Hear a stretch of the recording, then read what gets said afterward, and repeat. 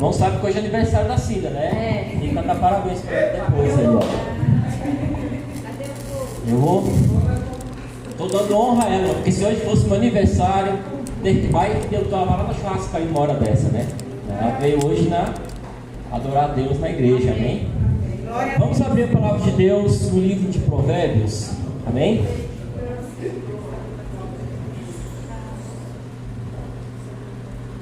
Graças a Deus.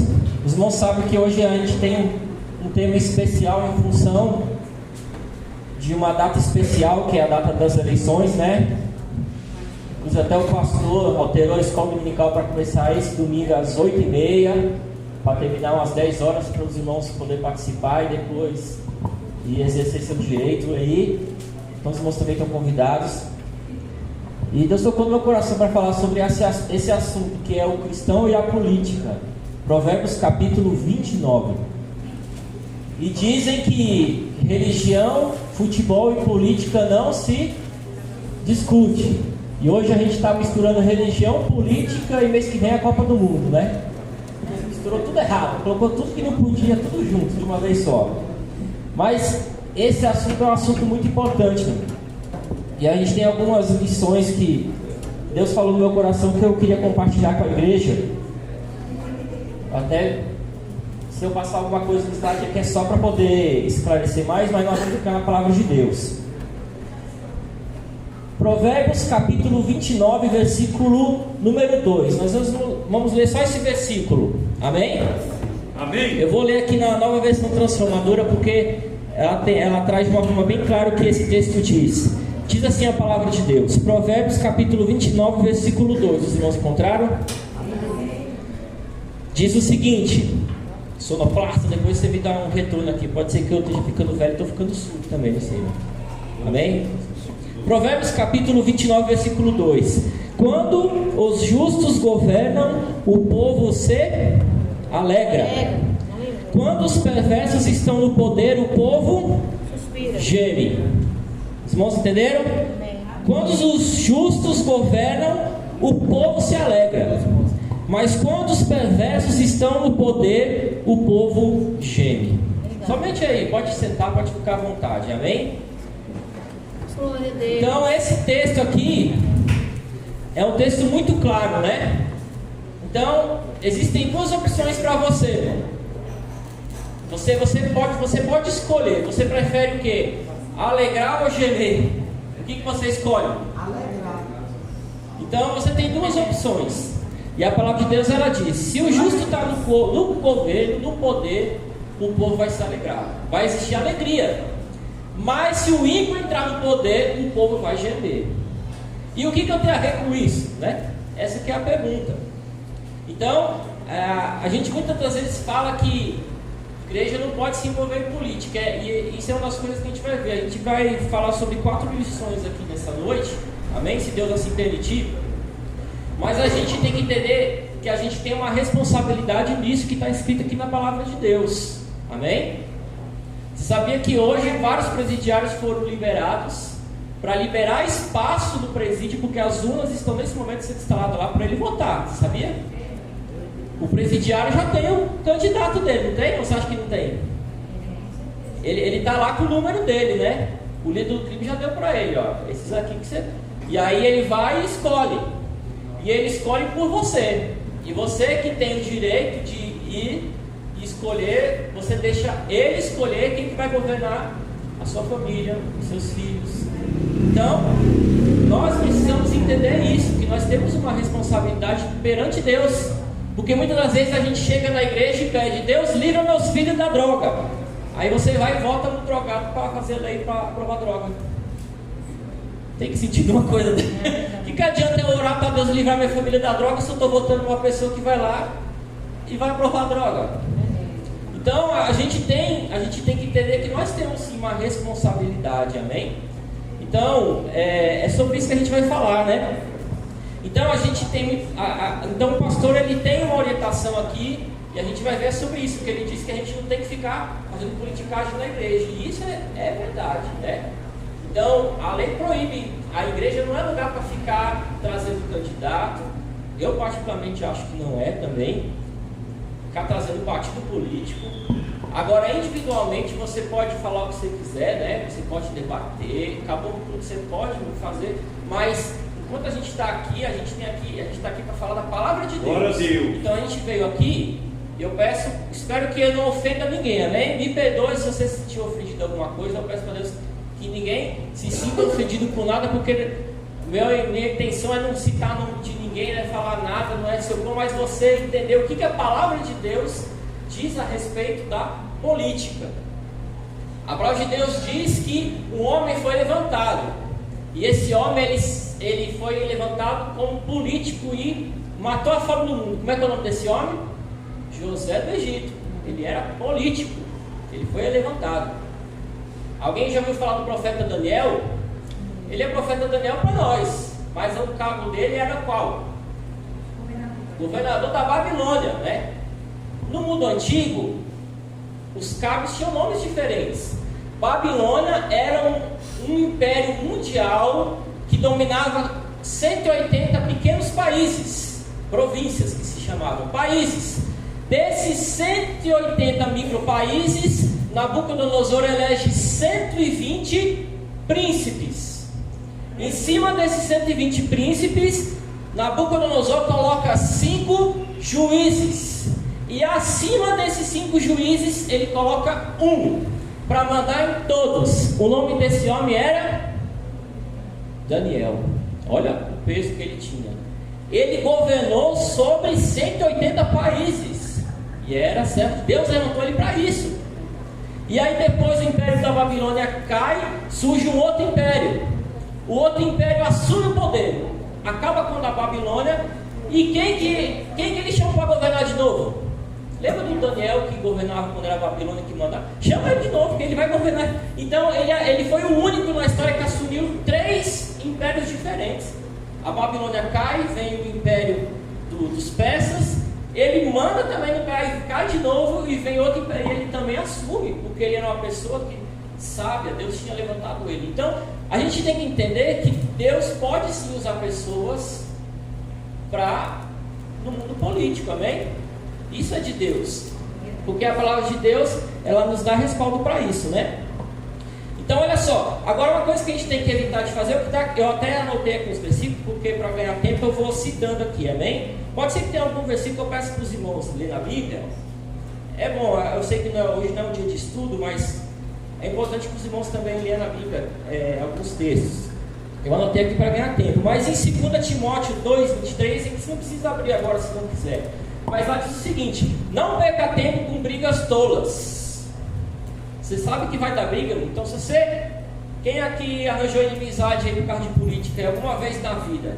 Alguma vez na vida, né? Quem não arranjou, né? Então tem gente, não, que você não, se você vê que vai arranjar briga, esse dia meu pai se enfiou num rolo de família lá, deu um quebra-pau, porque aí uma tia minha ligou chorando, falando que meu pai não tinha amor e tal. Aí, mas que negócio esquisito, que conversa esquisita, né? Porque falou não sei do tal do candidato e ela se sentiu magoada. Aí meu pai também não sabe segurar a língua às vezes, né? Aí revidou, e começou uma briga lá. Aí meu pai falou que nunca mais ia na casa dele, ele também nunca mais ia na casa do meu pai. Aí agora eles fizeram as pazes, estão tudo amigos de novo, porque é família, né? Mas não faça isso. Eu sei que às vezes a gente dá vontade, né? A palavra de Deus diz que a gente não pode entrar em discussões tolas, né? Então, tenha sabedoria para falar com esse assunto. Já está em cima de você, eu sei que a gente não vai nem ficar debatendo mais isso, porque já passou, né? Graças a Deus. Mas tenha cuidado, não é? Tem certos debates que não adianta a gente ficar vivendo confusão, amém? Então, a primeira coisa antes de a gente avançar aqui é só para a gente entender o que é essa política. Eu até vou colocar aqui, aí depois eu escondo a pauta só para mostrar, né? Só para reforçar aquilo que eu falei, se ficar escuro aqui eu leio. Então é normal a gente falar assim que a gente odeia a política, porque a gente já está decepcionado com muitas coisas que acontecem, né? Agora olha só essa frase que está escrita aqui embaixo. O preço que o homem do bem paga por não se envolver com política é ser governado por pessoas sem caráter. Isso aí quem disse já foi lá, Platão, né? Vocês estudaram Platão na escola, né? Ensino médio. Então ele já falava isso. Você não quer se envolver politicamente.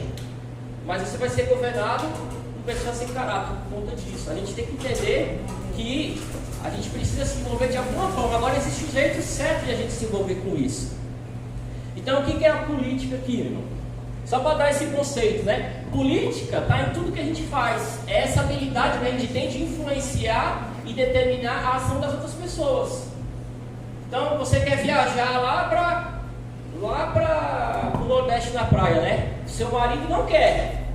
O que você tem que fazer? Ser político. Política é isso. Você, meu bem, eu estou com muita vontade de tomar um banho de praia. Você vai convencer ele. Você está fazendo política. Você está convencendo ele.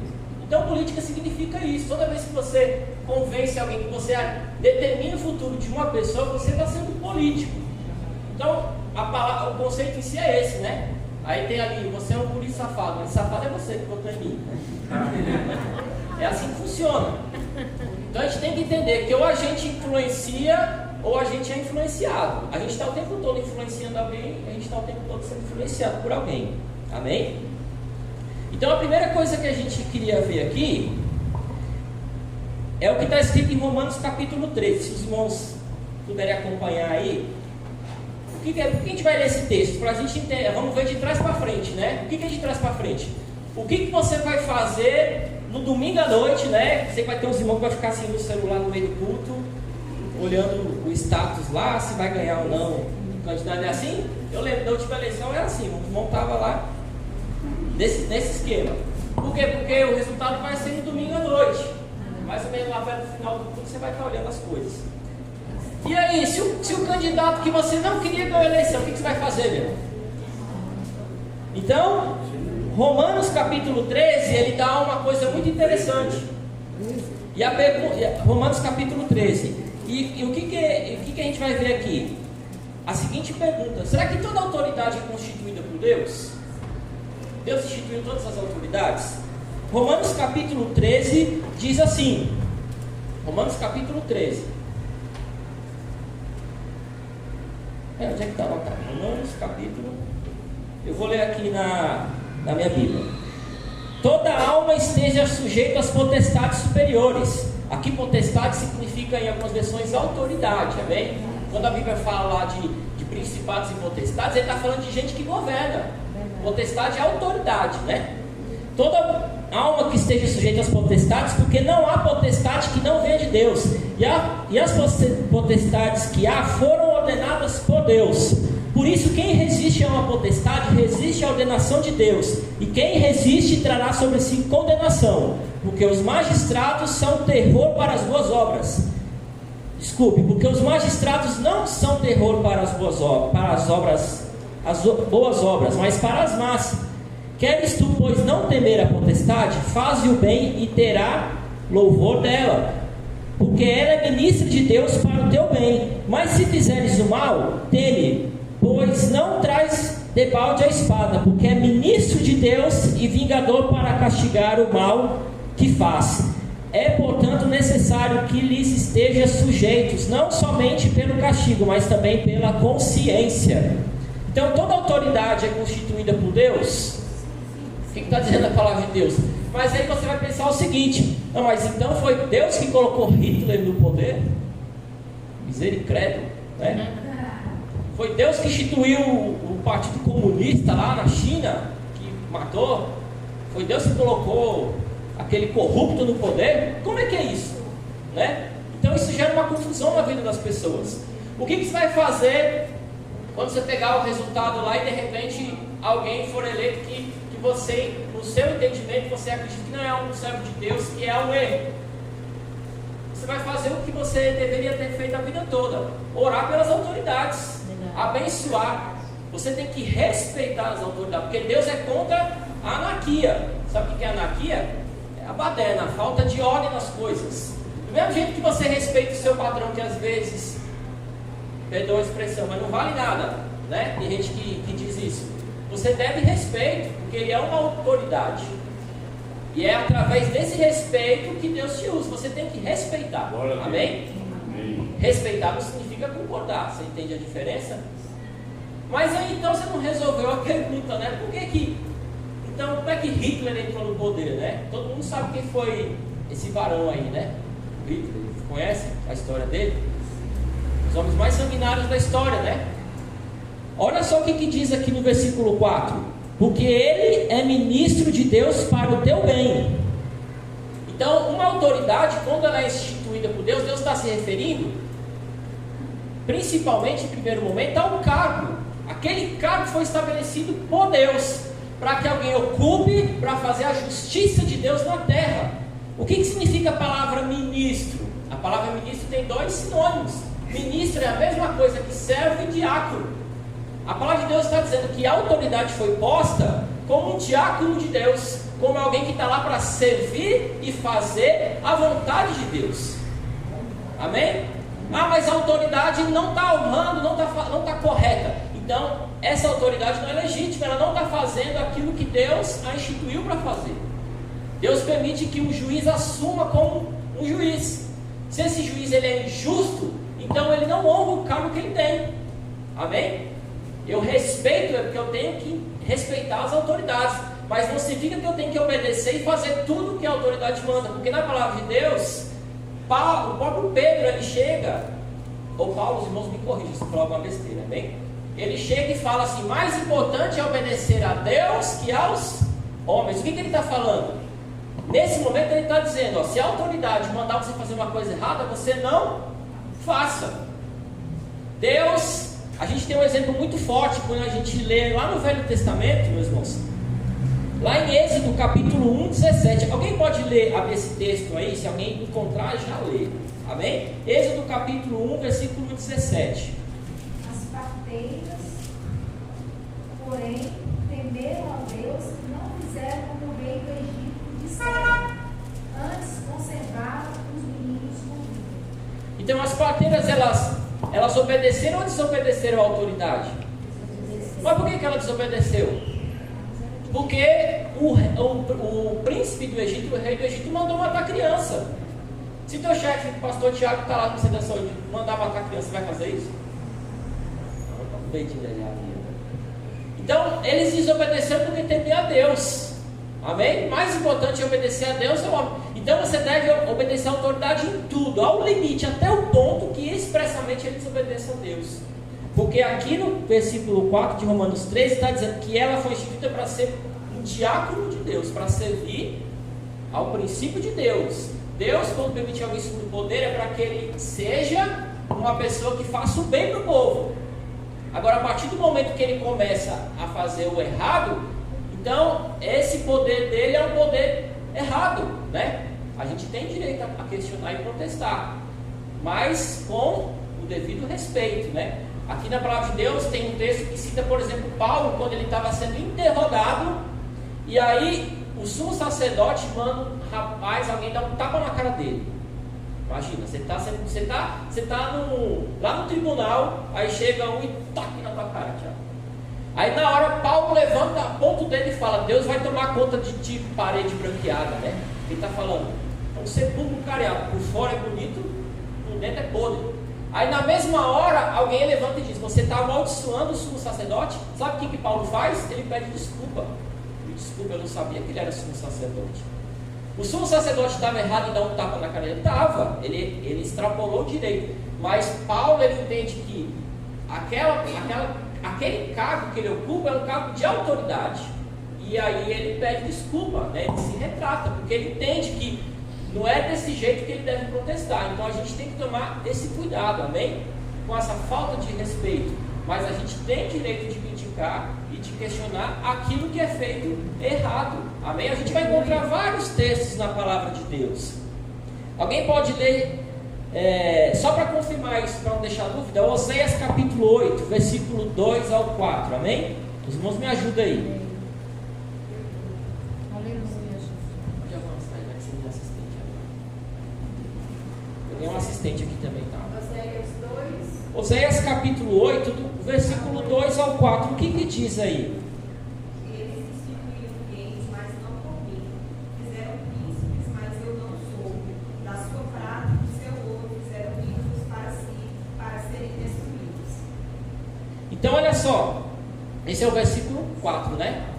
Aí você lendo 2 versículos para trás, lá do 2, Deus está fazendo uma sentença, uma condenação contra Israel. No versículo 2, aqui nessa minha versão, ele começa dizendo, no versículo antes, né, a Fernanda leu, Israel está clamando a mim e dizendo, ó nosso Deus, nós te reconhecemos, mas Israel rejeitou o que é bom e o inimigo o perseguirá. Eles instituíram reis sem o meu consentimento, escolheram líderes sem a minha aprovação.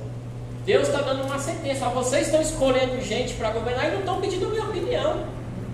Vocês estão escolhendo quem vocês acham. Por que vocês não me consultam? Eu vou dizer quem que vai ser, né? E Deus, ele deixa o povo escolher. E aí depois o povo, ele paga o preço por esse tipo de escolha. Amém? Então a nossa vida deve ser uma vida de oração. Então isso é uma escolha que a gente faz, né? A gente precisa pedir direção de Deus. A gente tem que saber que aquilo que a gente escolhe tem uma consequência, amém? Então, não é porque a pessoa assumiu um cargo de autoridade que a gente tem que sujeitar. Então, Deus, ele instituiu aquela função, mas a gente tem que entender que ela não tem direito a fazer o que está na telha, ela tem que fazer o que é bem, o que é bom para o povo, amém? Esse é o princípio bíblico. Então, Deus instituiu os governos para quê? Juízes 17:3, para evitar que o caos se instale na sociedade. Lá em Juízes 17:6 diz o seguinte, que em Israel cada um fazia o que achava que estava na telha, porque não tinha líder. Então cada um fazia o que queria. De acordo com o entendimento dele, eu faço o que eu acho que é certo. O segundo motivo, para promover a justiça social, Salmo 17:1-2. Olha o comunismo aqui, ó. Salmo 72, versículo 1 e 2. O que diz nesse texto? Amém? Estou brincando, viu? Alguém pode ler Salmos capítulo 72, versículo 1 e 2? Ó Deus, dá ao rei o teu juízo e a tua justiça ao filho do rei. Ele julgará o teu povo com justiça e os teus pobres com juízo. E o 2? Já até aí, né? Então, a oração do salmista era qual? Deus, você pode iluminar a mente dos líderes, dos juízes, para que eles julguem com justiça, para que eles façam o que é correto e promovam o juízo de Deus e castiguem os malfeitores. Essa é a oração do salmista. E essa é a nossa oração, amém? A gente tem que orar pensando para que Deus ilumine. Do mesmo jeito que você tem que orar para o teu patrão também, para que dobre aquele homem lá que te dá trabalho, que te dá uma vida tribulada, para que Deus dê entendimento, para que ele entenda, para que ele mude a postura, porque Deus tem poder para transformar, não tem?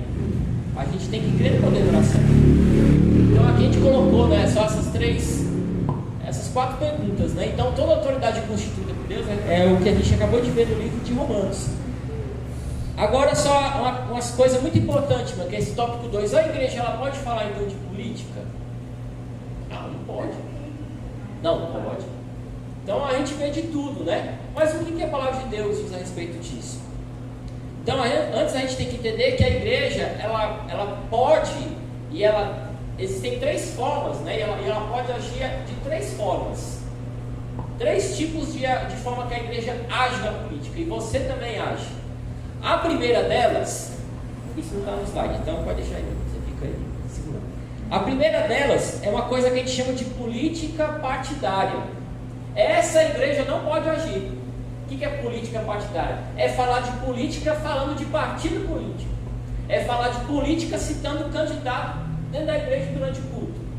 Isso não é papel de igreja. Amém? Por que não é papel de igreja? Porque aí a gente está se aliando com o político. Tem político, e naquele partido político tem gente bem, mas tem gente que não vale nada, não é verdade? Aí aquele político entra na lama, leva a igreja junto na lama.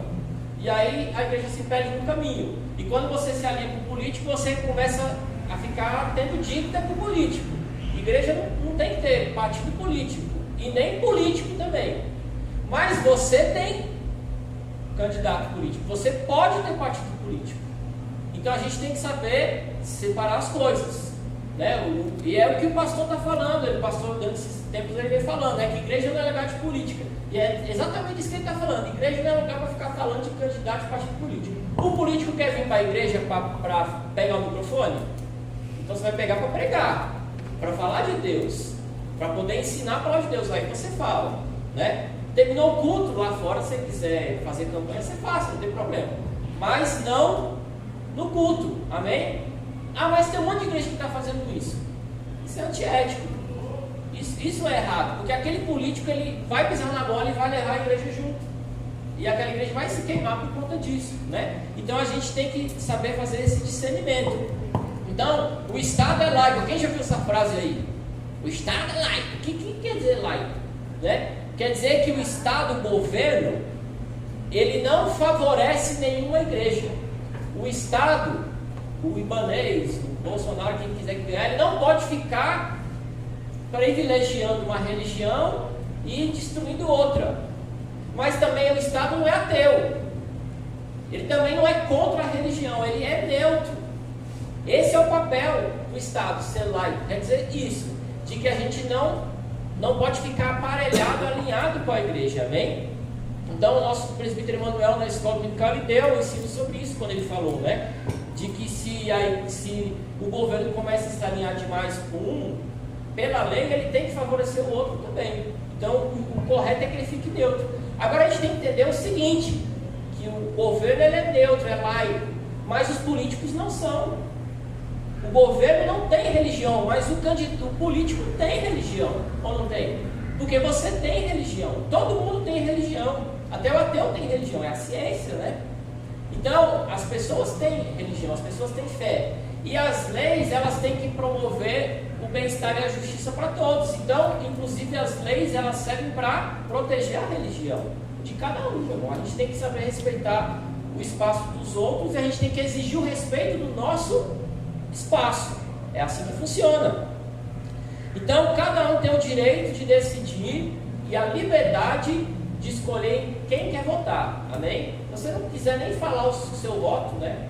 Então você não precisa falar, né? Até hoje no trabalho eu comentei que eu ia dar um estudo na igreja sobre esse negócio. Aí começou um debate político lá, mas ninguém brigou, né? Ah, legal, aí ele foi falando, então vamos fazer uma polêmica aqui, quem você vai votar? E começamos a conversar. Então, mas eu estou dentro de um órgão público naquele momento. Eu trabalho no órgão público, eu trabalho na UNB, né? Mas naquele momento a gente está conversando a pessoa Wesley com a pessoa Joãozinho, com a pessoa. Eu não estou promovendo aquilo em nome do governo, né? Que seria o erro. Então não existe problema nenhum você defender o seu candidato. Se você também não quiser votar, amém, né? Tem gente que diz assim, é melhor não votar que votar errado, né? Mas eu creio que o papel do cristão é se esforçar para poder participar. Como eu falei, lá no presídio as urnas estão prontas e eles estão indo lá escolher. Aí você deixa eles escolher por você. E depois não reclame do que eles vão decidir, porque você deu o direito para eles escolherem o que eles querem. Amém? Então, a gente tem essa liberdade. Então a gente viu que a igreja não tem que se meter com política no sentido de partido político e no sentido de pessoas, de candidatos, amém? Isso não é papel nosso. Mas a igreja ela atua de duas formas. A igreja em si. A segunda forma que a igreja pode atuar é com a política que a gente pode chamar aqui de cidadã, que é o que eu estou falando agora. A gente está falando do quê? Dos seus direitos como cidadão. Então sabe aqui, quem aqui tem dupla cidadania aí? Tem alguém que tem passaporte lá? Passaporte não, né? Dupla cidadania. Você tem uma nacionalidade brasileira e outra. Deixa eu te dar uma notícia. Vocês, todo mundo aqui tem dupla cidadania. Você tem sua identidade na terra e tem a identidade lá no céu. Você tem dupla cidadania. Você tem duas cidadanias. Um pé teu está na terra e o outro pé teu está lá no céu. Você é cidadão de dois países diferentes, tá bem? Como você tem direitos lá naquele país, lá do céu, você também tem direitos nesse país aqui na terra. Da mesma forma que você se preocupa em aquele reino ser estabelecido, esse da terra também tem estabelecido. Porque se você falar que não é cidadão da terra, se eu falar que eu não sou cidadão da terra, eu não vou pagar mais imposto. O que eu estou pagando imposto? Vou rasgar aquelas contas que eu tenho lá em casa, né? Quando a gente paga alguma coisa, a gente tem direito por aquilo. Então a gente tem esse direito de exigir as coisas, né? E Jesus falou sobre isso. Lembra daquele texto, quando ele foi questionado? A palavra de Deus diz assim: dai a César o que é de César, e a Deus o que é de... Olha a dupla cidadania aí. O que é de César? É o governo terreno, é o dinheiro, dá um imposto para ele, honra com a sua... Aí Jesus fala, ó, Jesus ele faz um questionamento, ele fala assim: você acha que César está cobrando imposto da família dele? Jesus falou para Pedro: não. Não foi o que ele falou? O que você acha? O imposto vai ser cobrado de quem? Dos amigos dele ou da gente? É da gente, Paulo. Pedro. Mas para a gente não servir de escândalo e para a gente respeitar a autoridade, vai lá, pesca uma moeda e paga o nosso imposto. Jesus estava pagando o imposto e ele disse que aquele imposto era injusto, mas ele pagou. Então ele está exercendo o seu direito de cidadania. Amém? Então a igreja ela pode participar através disso. E a igreja tem que participar ajudando a promover o bem-estar social, né? O pastor Josmar tem feito uma coisa muito, muito bonita, muito boa. No sábado de manhã, quando ele fala que ele vai, né, tirar o... Como é que chama? Diabetes, eu não entendo muito da área de saúde. Né? Diabetes, né? Aquele negócio de furar o dedo lá. Como é que chama aquilo? Glicose. Vai tirar a diabetes, quem tem? Então, é glicose esse negócio aí, né? Então, glicose é açúcar, né? É isso? Açúcar no sangue. Então, sangue doce. Então, quem tem o sangue doce? Então, isso que o pastor Josmar está fazendo, então, isso é uma atividade social. Na verdade, a gente está fazendo uma coisa que era obrigação do governo de fazer, mas a igreja ela atua fazendo um bem-estar social, ela promove o bem-estar social. A gente vai encontrar na Bíblia os reis de Israel. Todos os reis de Israel eram políticos, eles estavam ocupando um cargo que hoje a gente chama de presidente. Ele é o líder do país. E aí a gente vai encontrar, por exemplo, o profeta Natan. Ele está dormindo na casa dele tranquilo, de repente Deus dá uma revelação e fala: ó, vai lá visitar o rei e conta para ele lá que ele pisou na bola. Ele matou alguém justamente e roubou a mulher dele. Lembra da história? Então Deus manda o profeta ir questionar um político. A gente tem a história de João Batista. João Batista morreu por quê? Morreu sem o pescoço, né? Por que ele morreu sem o pescoço? Porque ele apontava o erro do político que governava, que era Herodes. Ele chegou em Herodes e falou: ó, você está fazendo uma coisa que é imoral, você está tomando a esposa do teu irmão, né? No ditado popular, você está pondo o chifre. João Batista chegou nele e falou assim: você está pondo o chifre no teu irmão. Aí a mulher ficou indignada com essa história, mandou tirar a cabeça dele. Então isso é o quê? Ele está questionando a imoralidade de um político. E ele perdeu a cabeça por causa disso, né? Então ele está denunciando o erro. E aí a gente já citou que Paulo ele exerceu os seus direitos. Aqui alguém pode ler Atos capítulo 16, o versículo 35 e o 36? Atos capítulo 36, versículo 35 e o versículo 36. 16? Isso, Atos capítulo 16, versículo 35. E sendo já dia, os magistrados mandaram quadrilheiros, dizendo: soltai aqueles homens. O carcereiro anunciou a Paulo estas palavras, dizendo: o magistrado mandaram que vos soltasse. Agora, pois, sai e ide em paz. Pode ler até o 39, por gentileza, Paulo?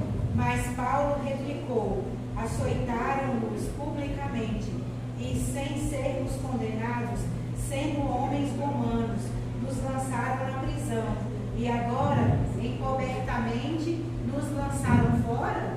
Não será assim, mas venham eles mesmos e tirem-nos para fora. E os quadrilheiros foram dizer aos magistrados essas palavras. E eles temeram, ouvindo que eram romanos. Então, vindo, lhes dirigiram súplicas e, tirando-os para fora, lhe pediram que saíssem da cidade. E saíram da prisão, entraram em casa de Lídia, e vendo os irmãos, os confrontaram e depois partiram. Então, o que está contando nessa história aí, meus irmãos, é que Paulo foi preso injustamente. O Império Romano prendeu ele, deu uma costa no meio da cidade, passou vergonha, apanhou só de cueca no meio de todo mundo. No outro dia, os juízes olharam e falaram: rapaz, a gente fez errado, ó. Ih, condenado injustamente. Aí ele falou, ó, manda os soldados ir lá soltar ele rapidinho.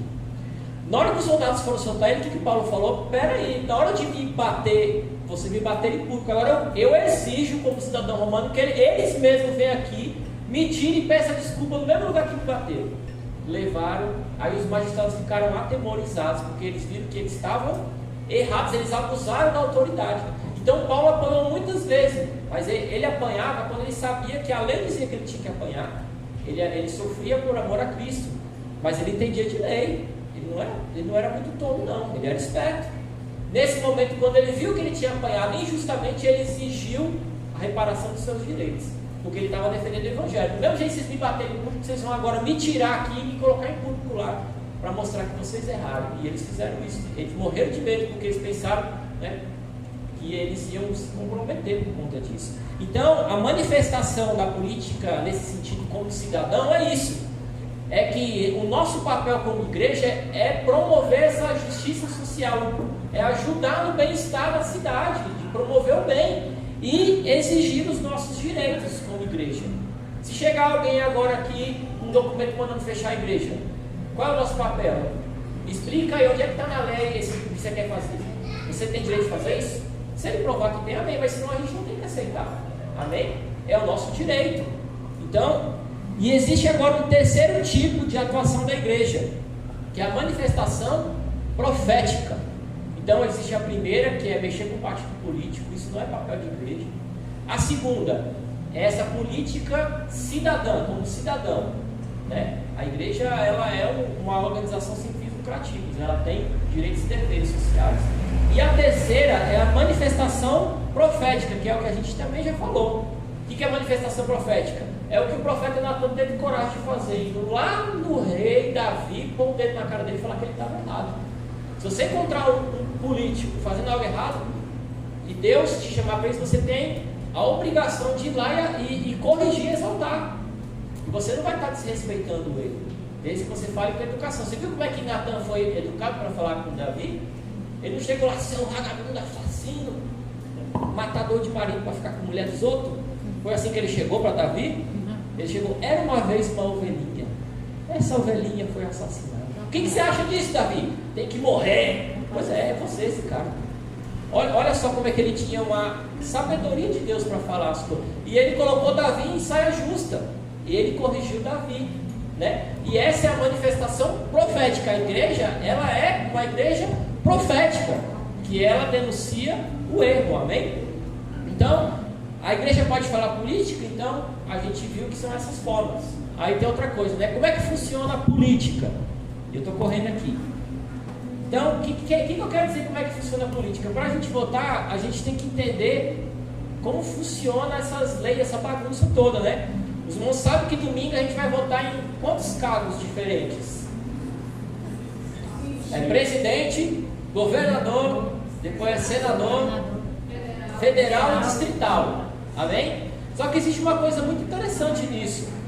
Alguns desses cargos é voto direto. Você vota na pessoa, se tiver mais voto, ela está eleita. Mas você já reparou que tem gente que faz um monte de voto e não entra? Até o Helder me lembrou esses dias atrás, como é que foi lá do Jânio, lá, quantos votos que ele fez no Jânio lá? Na última?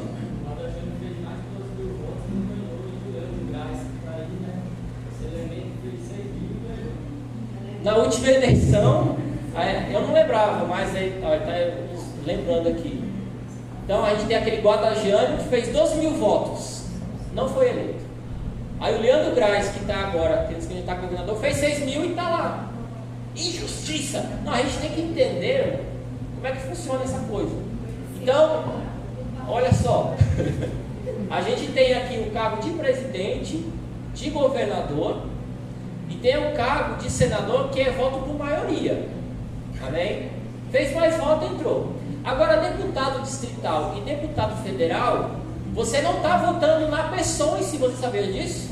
Você está votando em grupos sociais, em segmentos. Você está votando no partido. É a coligação. Então, você já pegou aquele papelzinho lá, aí tem aquelas letrinhas miúdas, né? Tem agora ali, me deram aqui antes, hoje não está saindo do trabalho lá. Vote no ASNI. já veio aqui na igreja, é um crente, servo de Deus, gente boa. Tá lá, vote Osni, Partido Verde, coligação PT, PCdoB.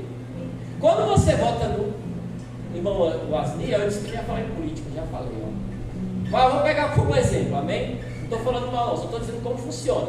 Quando você vota no Osni, que é um servo de Deus, você está votando no PV, no PT e no PCdoB. Você está votando os três de uma vez. É a coligação. Os mais votados dessa coligação que entram. Então, no caso do Osni, esse candidato que eu citei, para ele entrar de verdade, ele tem que ser a maioria desses três partidos. Ele tem que fazer mais que o Chico Vigilante. Eu citei de novo, então, mas é porque o Chico Vigilante é mais conhecido. E provavelmente, eu estou dizendo provavelmente, quando você vota no Osni, você está colocando o Chico Vigilante lá. Por quê? Porque provavelmente ele é o mais conhecido, é o que vai ganhar mais votos. Então, eu estou dizendo isso para que a gente tome um alerta, que a gente tem que entender essa coisa de coligação.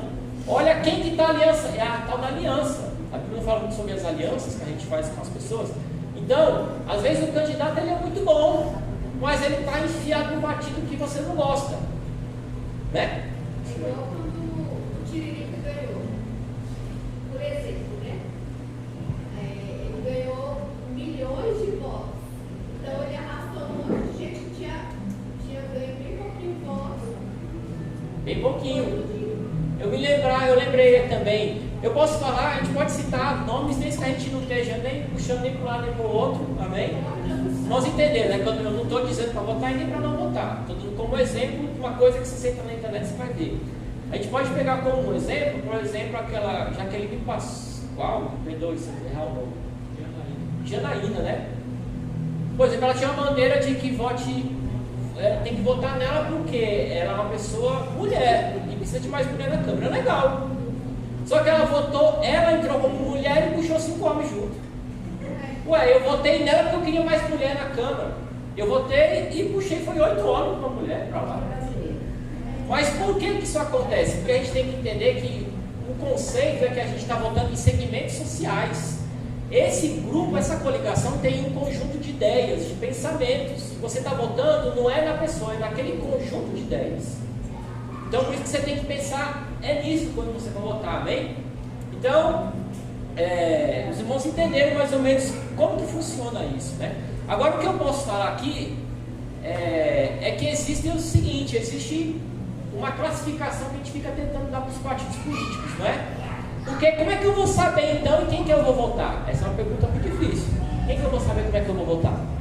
Bom, a gente costuma dizer que existem 2 grandes grupos de políticos e de partidos políticos, que são aqueles partidos da direita e são os partidos políticos da esquerda, né? Como é que funciona isso? Pode avançar aí, assistente. Então isso aqui é o que a gente já falou, né? A igreja é lugar de política, não de politicagem. Isso não é papel de pastor de igreja. Nem pode avançar aí, assistente.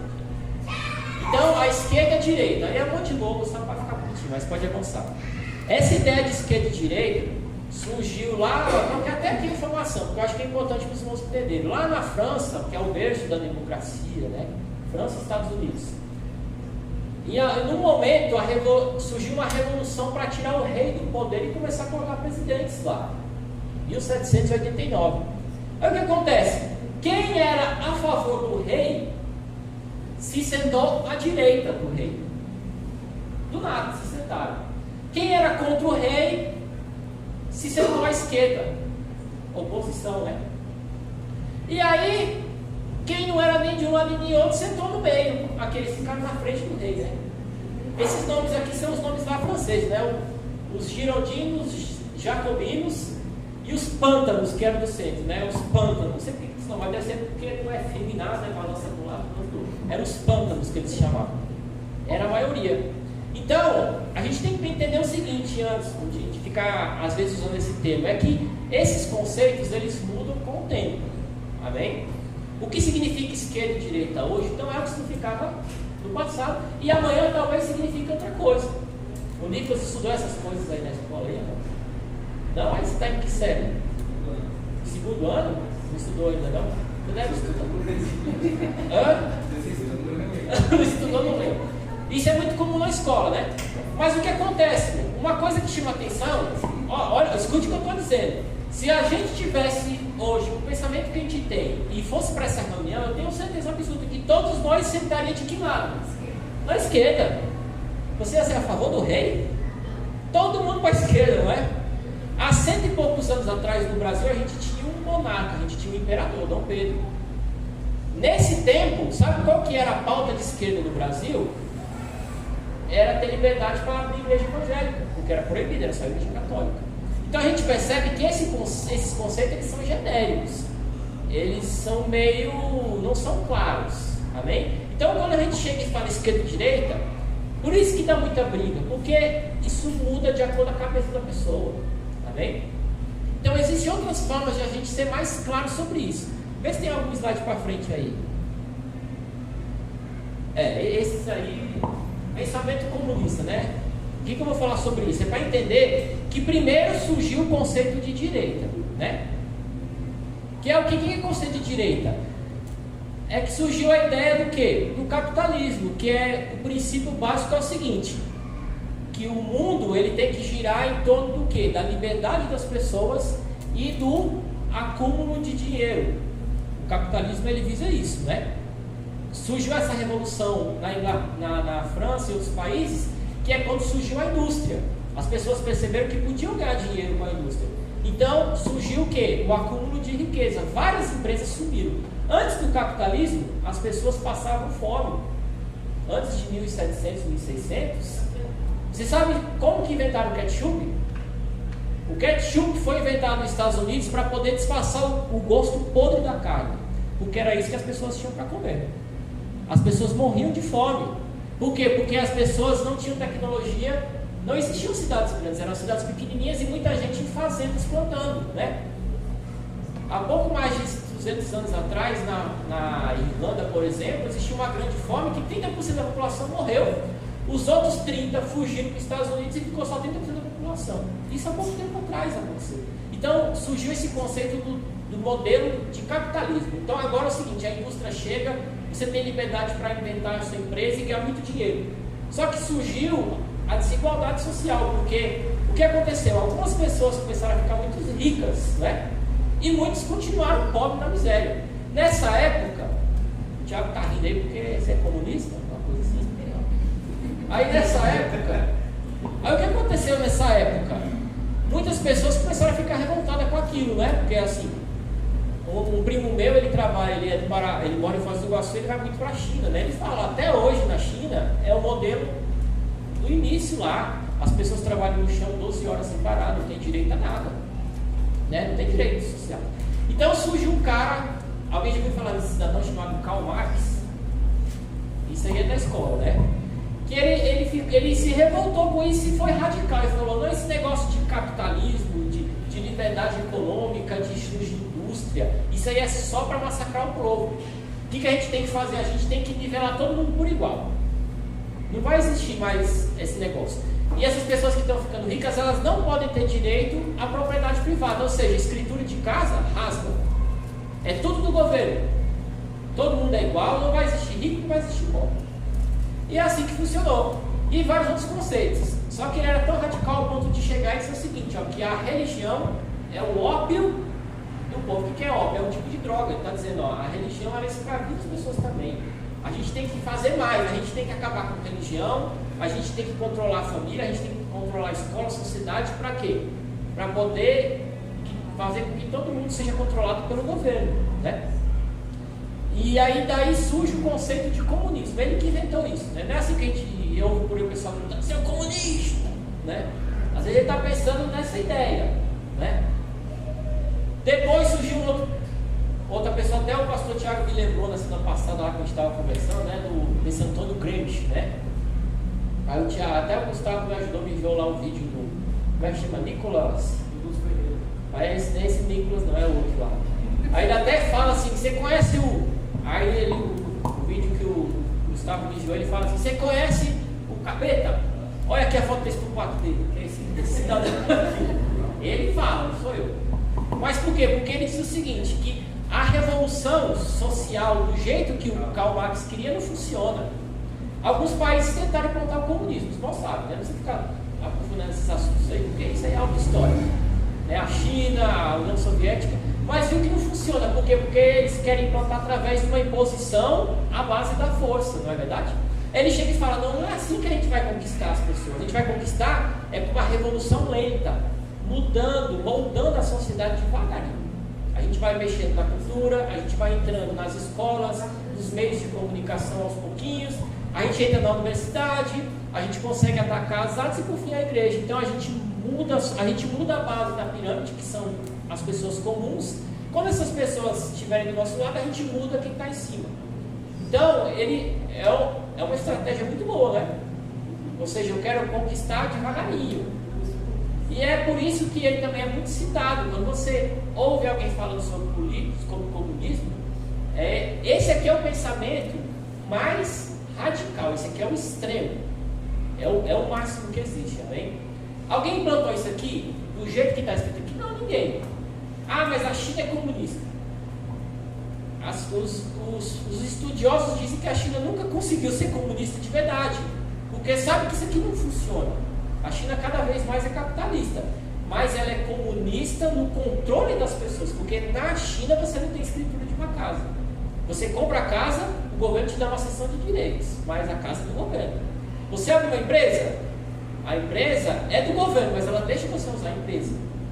Então, os meios de comunicação são controlados, a internet é controlada. Só existe um partido político. Só existe um partido político, que você vai votar em quem? Só tem um para votar. Então, nesse sentido de controle das pessoas, a China é sim comunista. Mas na questão da economia, ela é capitalista. Tudo que está aqui é da China. Não? Esse computador é chinês, esse celular é da China, esse violão foi feito na China, esse projetor foi feito na China. Pode olhar lá. Por quê? Porque eles são capitalistas na economia, né? Assim, de certa forma, é como se fosse a Igreja Católica ser um país e os padres os habitantes desse país. Tudo é da Igreja Católica. Os padres usufruem, mas nada é deles. Tudo é da Igreja Católica. Na verdade, é um comunismo disfarçado, né? Eles moram ali, mas nada é deles. Tudo é da Igreja. É igual o país comunista. Eles moram ali, usufruem, mas nada é deles. É tudo do país. Exato, exatamente. Você usa as coisas à vontade. Você pode, mas saiba que há esse tempo atrás até o presidente da, acho que é Alibaba, né? Uma empresa de tecnologia muito grande, desapareceu, ficou um ano fora. Porque ele começou a fazer umas críticas ao governo e todo mundo pensou que ele tinha morrido, né? Passou um ano desaparecido e voltou de novo. Acho que ele levou um segundo na cara, apareceu de volta. Por quê? Porque você tem esse controle, amém? Então, pode avançar aí. Só para a gente entender sobre essa questão, olha só, lembra do conceito daquele cara lá, o Gramsci? Só para você ver como é que a gente é influenciado hoje em dia pelos meios de comunicação. Alguém assistiu esse filme aí, essa série da Netflix, O Gambito da Rainha? Eu não assisti, né? Eu quase não assisto lá. Mas, quando essa série foi lançada na Netflix, que deu um sucesso muito grande, olha só o comentário. Mais de 2 milhões de lares de 62 milhões de casas do mundo assistiram a série. A procura por tabuleiros de xadrez aumentou 250%. Por quê? Porque é uma série que fala sobre jogar xadrez. Então, as pessoas assistiram a série sobre xadrez, aumentou 250% a venda de xadrez. A busca no Google por como jogar xadrez teve um pico da década. O livro que inspira a série virou um best-seller, ou seja, foi campeão de vendas. E o número de jogadores no site de xadrez aumentou 500%. Você percebe como a mídia tem o poder de entrar na nossa mente e influenciar a nossa vida? Por que as crianças hoje sonham ir para Disney? Porque o Lucas Neto está lá falando que é bom ir para Disney. Eu não estou criticando ir para Disney. Mas você percebe, o André Valadão também está lá dizendo que é bom, né? Mas você percebe que a mídia molda você e a gente tem que tomar cuidado, porque quem tem que moldar a gente é a palavra de Deus. As pessoas, elas estão mudando de opinião, elas estão mudando de conceito, porque a gente está deixando que os meios de comunicação digam para a gente o que a gente tem que ser. O nosso sonho não é mais sonho de Deus, é o sonho do que a gente assiste na televisão, no YouTube. E isso é um perigo, né? Porque o que a gente está aprendendo nesses lugares, né? Não tem como dizer que não influencia, né? A gente é o que a gente come. E aqui a gente está falando do sentido espiritual. O que a gente tem alimentado a nossa alma? É o que você vai desejar, meu. Então a gente tem que tomar cuidado com isso, né? Existem coisas boas na Netflix, na televisão, no YouTube. Existe, mas tem muita porcaria, não tem? A gente tem que saber discernir o que a gente está vendo. Então, pode avançar porque o tempo está se esgotando. É só para explicar. Então agora a gente vai falar sobre essa questão do último tópico, né? Estamos chegando aqui. De em quem votar. Sabe o seguinte, então essa questão dos extremos, a gente está dizendo que existe a esquerda, a direita e o centro. A gente vai chegar nos partidos para encerrar, né? Existe uma teoria, isso aqui é uma ilustração, de que na verdade isso não é uma linha reta. É que os extremos do poder, eles são muito parecidos. Então isso aqui é um desenho de uma ferradura, amém? Tem gente que enxerga assim, a extrema esquerda, ela é totalmente oposta à extrema direita. Mas não. Quanto mais você vai avançando para esses partidos políticos que são radicais, mais parecidos eles são. Por exemplo, o comunismo radical, que a gente citou aqui, é muito parecido com o nazismo dos Estados Unidos, que era de extrema direita. Embora a gente diga que não, mas era assim, de extrema direita. Ou seja, a gente tem menos liberdade e existe um controle do governo em cima da gente. Então, esse aqui é o conceito para a gente tomar cuidado com partidos políticos que são de extrema direita ou de extrema esquerda. Geralmente não é muito saudável. Isso aqui é uma ilustração, não significa que é verdade, porque hoje em dia os partidos políticos, para ganhar dinheiro, faz tudo, né? Mas a gente tem que entender que isso aqui é uma representação para a gente escolher melhor os candidatos e olhar para o partido político que está junto ali, amém? Quer ver um comunista ficar louco, quer ver esse negócio aqui, porque você comparar ele com o nazismo, ele fica louco. Aí ele vai dizer que isso aqui você não sabe de nada, então. Mas isso aqui é uma representação que realmente tem algum sentido, amém? Pode avançar aí. Aí aqui só tem algumas fotos de partido político, só para ilustrar o seguinte, que a gente tem aqui o centro, aí a gente tem aqui para a direita os partidos, essa representação aqui não está muito certa, amém? A gente tem que ver as ideias que as pessoas têm. Então, mas é só para ilustrar. E a gente tem aqui os partidos mais para a esquerda. Quais são os partidos mais radicais de esquerda do Brasil? A gente tem dois, que é o PCO e o PSTU. O PCO, por exemplo, defende, se o PCO, por exemplo, assumisse hoje a presidência, nosso irmão Jeremias passou a estar desempregado, porque eles defendem o fim da polícia militar e o armamento de toda a sociedade. É um pensamento radical.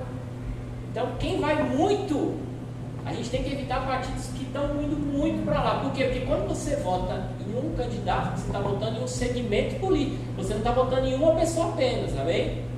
Na última eleição, olha só que dado interessante, são 513 deputados que vão ser eleitos domingo. 513 deputados federais, amém? Você sabia que na última eleição desses 513, somente 35 tiveram voto para ser eleito? 7%. E os outros restantes?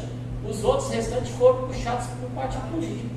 A coligação puxou o restante. 35 tinha voto para ser eleito. Todo o restante foi puxado no caso dos puxadores de voto. Então isso é sério. A gente está votando em ideais, amém?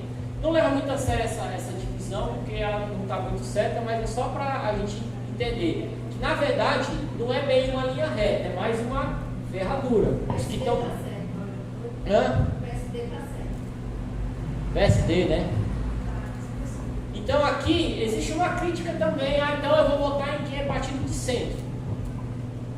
O partido de centro é aquele que vai para um lado, vai para o outro. Na verdade, você não sabe o que é aquilo, né? Uma hora ele defende uma coisa de um lado. Ele é político de verdade. Ele é um político. Desde sempre. Ele não tem uma definição clara, depende da conveniência, né? A gente tem aqui o PMDB que, quando o partido de direita, né, entra, ele apoia. Quando de esquerda entra, ele apoia. Ele é o único que está em todos os candidatos. Por quê? Porque ele vai seguindo. Então, esse meio aqui não tem muita ideologia, é o que interessa mais para ele. Tem mais algum slide para frente aí? Então, agora em quem votar, né? É o último tópico. Posso ocupar mais 10 minutos dos irmãos também para a gente finalizar aqui? Então, em quem que a gente vai votar, meu irmão? Alguém pode abrir a palavra de Deus aí, em Atos capítulo 6, versículo 3, e eu vou ler o que está escrito aqui, em 1 Tessalonicenses capítulo 5, versículo 21, amém? Diz assim, 1 Tessalonicenses capítulo 5, versículo 21 diz: ponha à prova todas as coisas e fique com o que é bom. Você tem que experimentar, você tem que pôr à prova as coisas. Ah, mas todo político é ladrão. A gente muitas vezes generaliza, é claro que muitos são, né? Mas a gente tem que entender que a gente vai trocando aos poucos. Você vota aqui agora, eu votei errado na eleição passada, não tem problema, agora você vota certo. Ah, mas aquele político me decepcionou pisando na bola, então não vota mais nele, vota em outro. É assim que aos poucos a gente vai purificando aquele antro lá, e aquele lugar um dia vai ser um lugar que vai honrar o nome do Senhor, não porque ele vai ser de crente, mas porque vai ter leis justas, amém? Então, quais são os critérios para votar?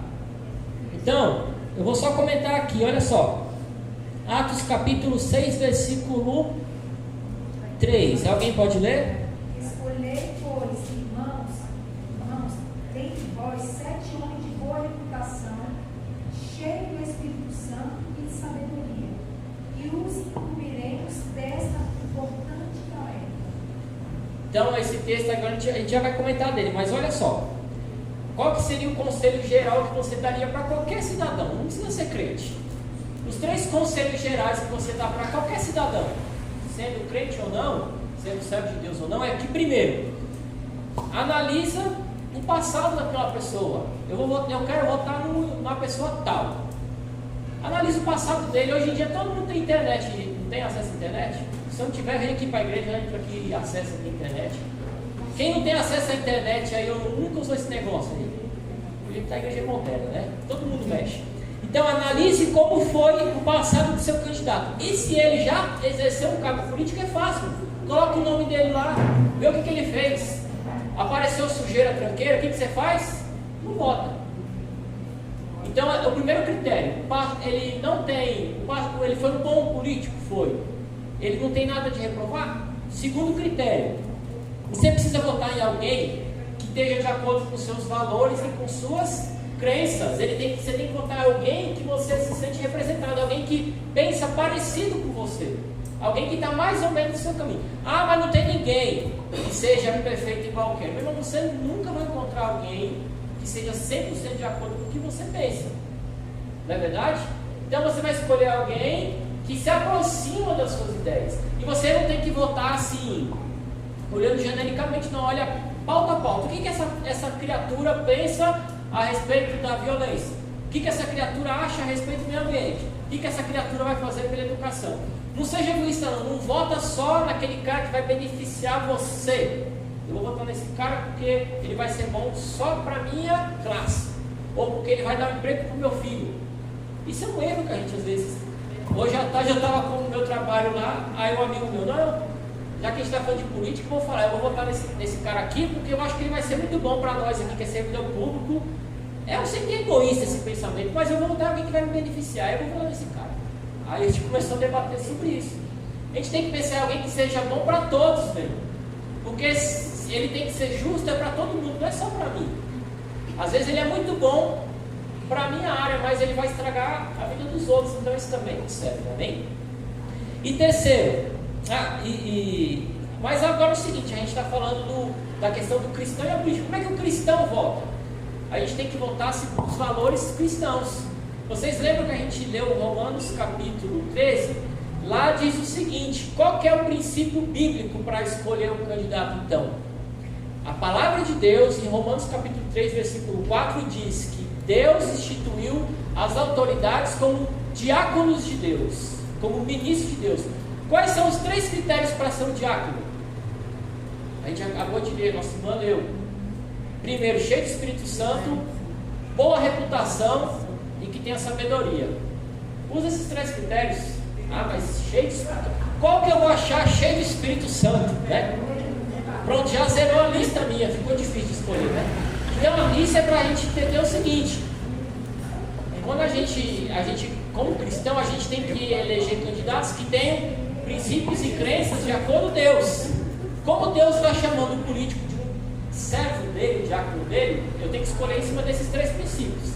Aí você vai me dizer assim, mas quem que é cheio do Espírito Santo, né?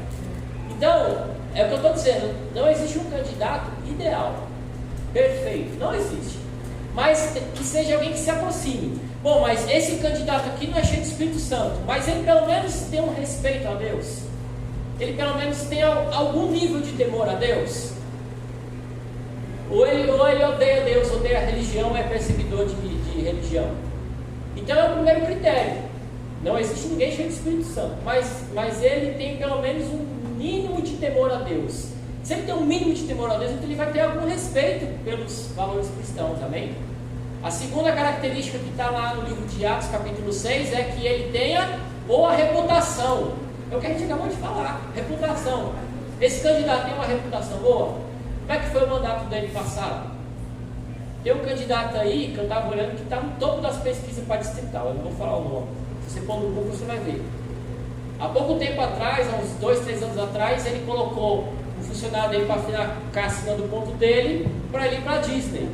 Olha o Lucas Neto aí de novo, e aí depois apareceu, junto com outro que está lá hoje no Congresso, que também vai ser o mais votado para distrital, um monte de talão de cheque com um canhoto lá de 300 mil reais de mesadinha que ele ganhava todo mês. Coloca o nome do candidato lá, vai aparecer no Google lá as denúncias.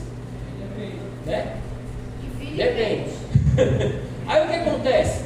A gente tem que ter discernimento para avaliar, né? Claro que tem a gente chama agora de fake news, essas coisas, né? Mas a gente tem que buscar, irmão. Isso é um trabalho seu, amém? De olhar, né? A reputação.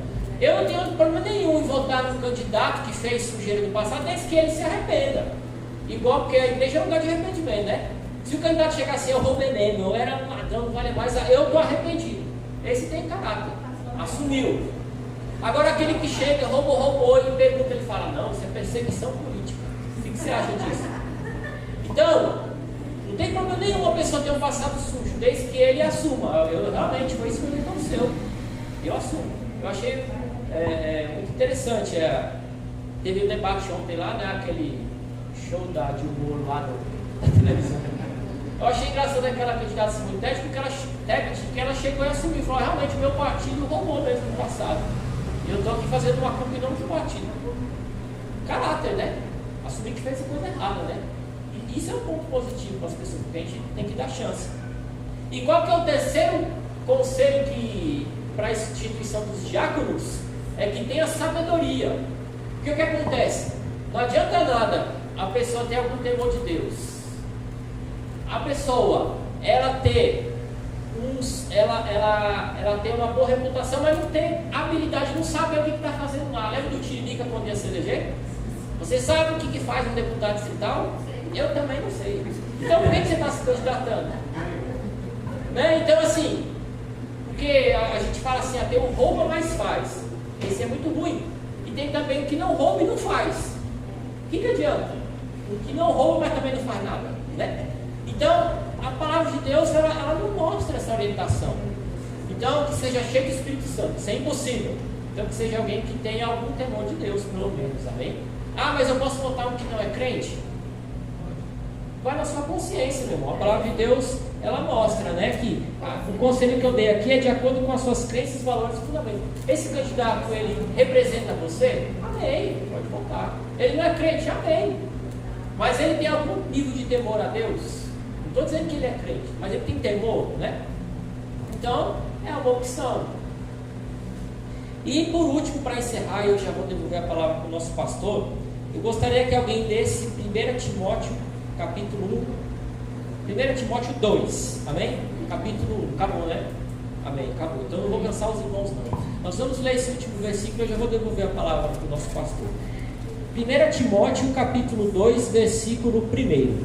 Então, enquanto o nosso pastor abre a palavra de Deus, enquanto alguém procura aí, então os 3 conselhos. Analise o passado do seu candidato. Isso tem a ver com o que está escrito na Bíblia, boa reputação. Então, que ele esteja alinhado com suas crenças e valores. Lembra que eu falei? Você não pode vir para a igreja e orar para Deus libertar os seus filhos da droga se você volta no que vai liberar a droga, né? Alguém que esteja alinhado. Pensa nisso também. E terceiro, que tenha sabedoria. Porque Daniel foi escolhido para ser governador da Babilônia, não porque ele era crente, e não porque ele tinha boa reputação, mas porque Deus tinha dado o que para ele? Sabedoria.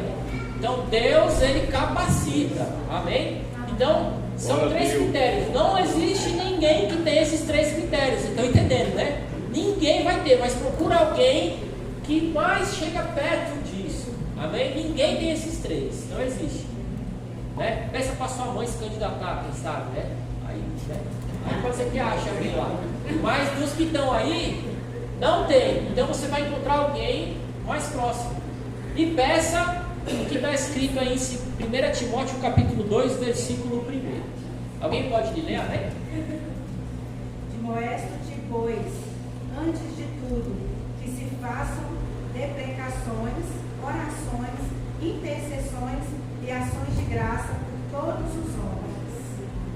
Isso, e o versículo 2 para encerrar então Pelos reis e por todos os que estão em eminência, para que tenhamos uma vida quieta e sossegada, em toda a piedade e honestidade. Quem quer ter uma vida quieta e sossegada? Paz e tranquilidade. Quem quer ter uma vida digna? Não quer ficar catando lixo de noite nos containers para poder viver? Quem quer ter uma vida sossegada, amém? Então, qual é o nosso papel aqui que a Bíblia nos orienta? Abençoa, irmão. Mesmo que seja um tranqueira, que seja eleito, que você olhe, pareça um tranqueiro. Mas o seu papel não é amaldiçoar, não é mandar para o inferno, é abençoar. Falar, Deus, entra na mente dessa criatura, que você possa vir abençoar. Glória a Deus. Não torça para dar errado, porque se ele der errado, você também cai junto com ele. A gente tem que abençoar, né? A gente tem que fazer de tudo para que o melhor ganhe. Mas se não for, a gente vai orar e vai abençoar para que ou Deus mude ou para que Deus coloque outro no lugar. Amém? Eu peço perdão pelo horário que passou um pouquinho, os irmãos me perdoem, mas eu já devolver. Amém? E eu devolvo a palavra para os pastores. Amém? Uma salva de palmas para o Senhor. Glória a Deus.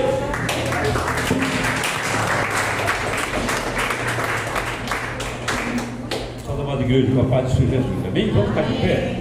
Glória a Deus, aleluia. Palavra maravilhosa.